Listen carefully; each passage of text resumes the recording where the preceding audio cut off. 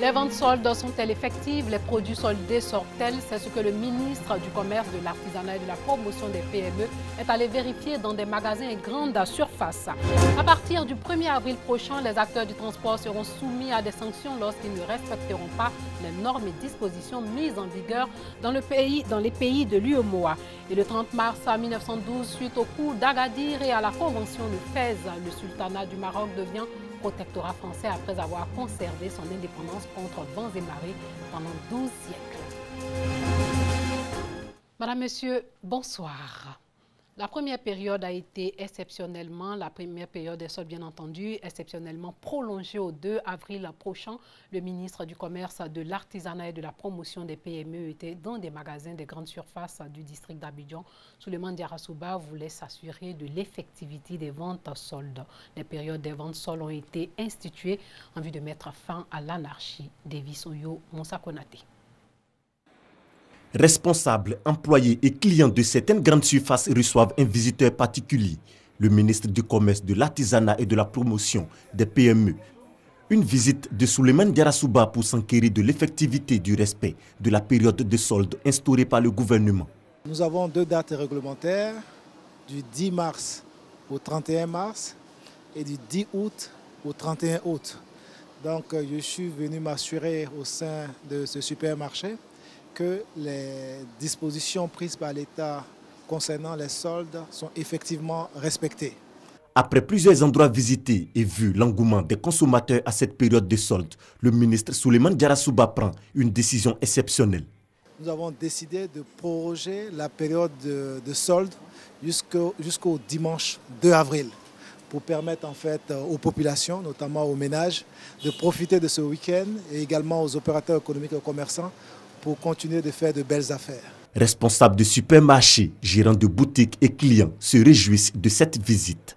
C'est une visite intéressante, donc on voit que le ministre se préoccupe des commerçants et de prendre la température, de voir comment ça se passe pour nous les commerçants et pour pouvoir proposer de meilleures offres à tous les clients. Je pense que de temps en temps, il faudrait que les différentes autorités essaient de s'imprégner de ce que la population vit au quotidien.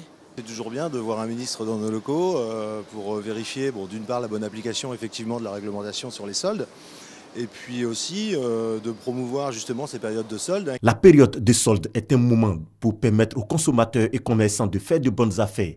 Le gouvernement, à travers le ministère du Commerce, de l'Artisanat et de la Promotion des PME, entend mettre tout en œuvre pour contribuer à la réduction du coût de la vie. À partir du 1er avril prochain, les acteurs du transport, eux, seront soumis à des sanctions lorsqu'ils ne respecteront pas les normes et dispositions mises en vigueur dans les pays de l'UEMOA, surtout en ce qui concerne le respect du poids de la charge à l'essieu. Ces mesures de réglementation ont été instaurées dans le but d'améliorer la compétitivité des économies des pays de l'espace UEMOA et aussi préserver le patrimoine routier des 8 pays de l'espace. Le reportage de Eric Goury. Transporteurs et chauffeurs de l'espace UEMOA réunis dans l'enceinte de l'Office ivoirien des chargeurs à l'initiative de la Direction générale du Haut Conseil du transport. Ils sont présents pour être sensibilisés contre les surcharges des camions de marchandises qui ont pour conséquence la dégradation des voies. Faire en sorte que la charge à l'essieu soit limitée. Il s'agit de constater 11,5 tonnes sur chaque essieu. Parce que la route même est réalisée avec 13 tonnes. Vous savez, si maintenant on dépasse les 11,5 tonnes, on va jusqu'à 14 tonnes, c'est comme si la route n'existe pas. Le règlement numéro 14 de l'UEMOA doit être appliqué par tous ces transporteurs et chauffeurs de camions de marchandises de l'Union économique et monétaire ouest-africaine. C'est pour leur expliquer le bien fondé de cette décision que Diaby Ibrahim est monté au créneau. Le directeur général du Haut Conseil du transport a utilisé les mots choisis pour s'adresser aux acteurs du transport. Nous sommes là pour dire que la loi communautaire qui impose le règlement 14 pour qu'un camion puisse charger en fonction de son poids, nous sommes là pour dire que c'est ça qui arrange le transporteur. Le camion qui doit prendre 20 tonnes, on lui met 60 tonnes. Des fois, avant d'arriver à Yamsokro, s'il n'a pas cassé 5 pneus, il a cassé 2 pneus ou bien il a cassé un moteur parce que le poids tiré n'est pas un poids normal dans le camion. Donc on a tué tous nos camions. Ça suffit et on veut le poids normal dans nos camions. Des mots qui ont réussi à convaincre les chauffeurs. Ils sont déjà prêts à appliquer la décision. Tu as moins de charge et tu as plus de sécurité. Et le camion peut beaucoup rester qu'avec la charge. Le règlement numéro 14, pris en 2005 par les États membres de l'UEMOA, rentre en vigueur le samedi 1er avril prochain dans tout l'espace UEMOA. Savez-vous que les mouches des fruits font des ravages dans la production de mangue? Alors sachez que 80% de la production est détruite par ces mouches. Pourtant, la filière mangue est un secteur porteur qui peut réduire la pauvreté en milieu rural. Pour venir à bout de ces mouches, des experts se sont retrouvés à Abidjan. Cette rencontre est organisée par la CEDEAO en collaboration avec l'Union européenne et l'Agence française de développement. Éric Goré nous parle de la lutte qu'il compte mener. En Côte d'Ivoire, la production annuelle de la mangue est estimée à 100 000 tonnes. Mais cette filière, comme dans tous les pays d'Afrique, reste menacée par l'infestation des mouches de fruits. À cela s'ajoute la non-conformité avec les normes phytosanitaires. Pour faire face à cette situation, que des experts du secteur venus du Burkina Faso, du Sénégal et de la Guinée se sont réunis à Abidjan pour trouver une solution. Les mouches des fruits ne sont pas les mouches ordinaires. Les mouches des fruits sont les mouches qui s'attaquent essentiellement aux fruits et légumes. La mouche apparaît en général au moment où les conditions climatiques sont favorables. C'est-à-dire au moment où la mangue commence à produire beaucoup. En ce moment-ci, ça coïncide très souvent avec l'arrivée des pluies.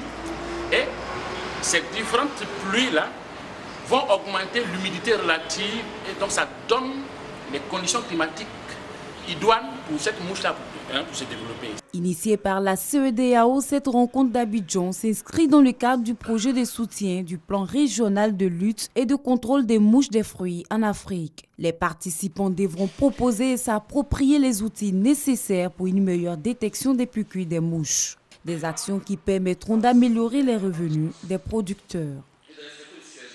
C'était un reportage de Godefroy Okambawa commenté par Malika Koulibaly. Le prix Borchamp baisse de 1100 francs CFA à 700 francs CFA pour la campagne intermédiaire qui débute le 1er avril prochain. Ce prix a été fixé aujourd'hui par le gouvernement en tenant compte de la baisse drastique à la fin de la grande campagne 2016-2017. Et puis les enfants au cœur des priorités, en tout cas toujours au cœur des priorités. Cela se perçoit à travers le don de vivres à 32 cantines scolaires de plusieurs directions régionales de l'éducation nationale d'Abidjan, d'Adzopé et de Dabou. Ce don a une valeur de plus de 11 millions de francs CFA. Le reportage de Pargasso Rokoni. Plus d'1 million d'élèves du primaire bénéficient d'un repas équilibré à midi selon la direction des cantines scolaires. Ceci représente une consommation d'environ 203 tonnes de vivres par jour. Malheureusement, en plein milieu de l'année scolaire, les cantines fonctionnent difficilement. Elles ne sont plus approvisionnées en vivres. Une situation qui préoccupe l'ONG Ivoire Développement Durable. Les responsables de cette ONG et leurs partenaires ont offert à 32 cantines scolaires des directions régionales de l'éducation nationale d'Abidjan 1, 2, 3 et 4 ainsi qu'à celles d'Azopé et de Dabou, des vivres d'une valeur de plus de 11 500 000 francs CFA. Le gouvernement fait ce qu'il peut, mais les vivres ne suffisent pas à l'ensemble des cantines. Donc ces 96 000 rations, ça va permettre aux 32 cantines de fonctionner 20 jours, c'est-à-dire pratiquement jusqu'à la fin du mois de mai. On peut considérer que c'est la fin à peu près de l'année scolaire. Dont recueilli par le directeur des cantines scolaires, Karidia Kone Soukoulé. Aujourd'hui, nous recevons de la part de l'ONG de Mme Donna Fologo des vivres. Ces vivres-là vont permettre aux enfants de finir l'année et de leur permettre d'avoir accès à un repas chaud et de pouvoir travailler correctement. Heureux, les bénéficiaires n'ont pas manqué de traduire leur reconnaissance aux donateurs. Ces vivres que nous avons, c'est pour quelques jours. Mais nous sensibilisons les parents. Au niveau d'Azopé, nous le faisons avec les sous-préfets, les préfets, pour que la pérennisation de la cantine soit vraiment effective dans notre direction régionale. Sketch, poésie et visite des élèves en situation de repas dans la cantine de groupe scolaire Paye d'Adjamé, qui a servi de cadre pour cette cérémonie, ont également meublé cette première édition de la remise des vivres aux cantines scolaires. Sachez que le Conseil de sécurité des Nations Unies va voter à l'unanimité demain la réduction de près de 7% le nombre de militaires et de policiers de la force de maintien de la paix en République démocratique du Congo. La décision intervient alors que le pays d'Afrique centrale doit organiser d'ici la fin de l'année des élections très attendues sur fond d'affrontements entre factions rebelles, turbulences politiques et corruption massive. Au Brésil, l'ancien président de la Chambre des députés et artisan de la destitution controversée de l'ex-présidente de gauche Dilma Rousseff, Eduardo Cunha, c'est de lui qu'il s'agit, a été condamné aujourd'hui à 15 ans et 4 mois de prison pour corruption. La décision du juge anticorruption Sergio Moro a été annoncée par le parquet de Curitiba dans le cadre de la vaste enquête sur le réseau de pots de vin au sein du géant pétrolier Petrobras. Et puis Landoudec cherche médecins désespérément. Landoudec, c'est en France. Il n'y en a plus depuis 6 ans. Des médecins, en tout cas, il n'y en a pas. Comme de nombreuses communes en France, ce village du Finistère souffre du manque de médecins et ses habitants s'inquiètent de voir la question des déserts médicaux quasi absents de la campagne présidentielle. Landoudec Finistère, 1400 habitants et plus de médecins depuis 6 ans. Il y a 8 mois, la commune crée le buzz avec une vidéo sur Internet. Vous y trouverez des chants, des fraises et des surfeurs. On n'est pas loin de grands festivals comme le Bout du Monde ou les Vieilles Charrues. La seule chose qui manque à notre bonheur, c'est un docteur. To be or not to be. Un médecin pour Landoudec. Mais depuis, la situation est au point mort et la municipalité se sent abandonnée. Nous, on n'a pas le sentiment que c'est pris à bras le corps. En tout cas, au niveau, je dirais, des discours durant cette campagne donc présidentielle, pour l'instant, je n'ai pas entendu beaucoup de propositions vraiment concrètes permettant de régler ce problème. Donc, aujourd'hui, c'est chaque commune qui se débrouille pour trouver son médecin. Pas tout à fait désert médical, à Landoudec et ses environs, on compte un médecin pour 1100 habitants. Tout est pourtant fait pour attirer les candidats, un loyer pris en charge pendant 1 an par la municipalité et près de 7 000 € de revenus garantis pendant 2 ans par l'agence régionale de santé, mais rien n'y fait. Les habitants, eux, sont résignés. Si on est malade, maintenant, il n'y a plus que le 15, quoi. Les médecins ne se déplacent pas. Ça devrait être une priorité même, parce que bon, la population est vieillissante, tout ça, donc c'est vrai que puis bon, les personnes âgées n'ont pas le permis forcément. Mais pourquoi pas les docteurs les envoyer dans une petite commune, ce serait bien aussi. Et le non-remplacement du médecin pourrait bien devenir un cercle vicieux. Sans généraliste, le seul pharmacien de la commune craint de ne pas trouver repreneur quand il partira à la retraite. La commune n'ayant pas de médecin, la session de l'officine risque d'être un petit peu plus délicate.